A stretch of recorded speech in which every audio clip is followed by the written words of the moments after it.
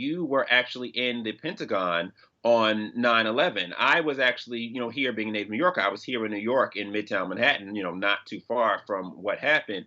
Tell us a little bit about your experience during I 9/11 and was working in the Pentagon, inside the National Military Command Center on 9/11, and once the attack occurred, and we figured out it was an attack. It took a little while to do that, and got people evacuated out of the building.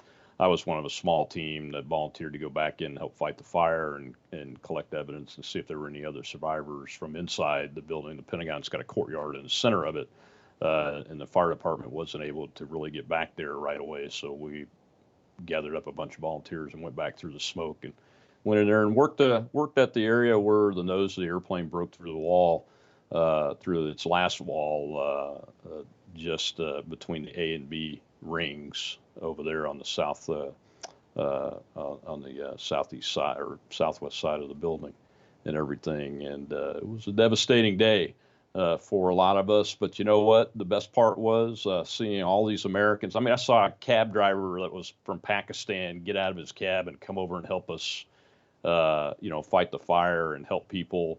I saw people step up and do things that you would never think that they would do, just because it was the right thing to do, and we're all Americans, and we pulled ourselves up, dusted ourselves off, and said, "Well, looks like we've got an enemy to face." And the first thing we did was put the fire out and get the building back up and running. The military operations never stopped the whole time. The command center stayed operational, and then we put our country back together and figured out who did it and went on about our business. And I retired in 2011 after 33 years almost in the U.S. Air Force and having commanded in the war that was started on that day. Oh But I'll wow, tell you that's what, a story of That's a wonderful story of heroism.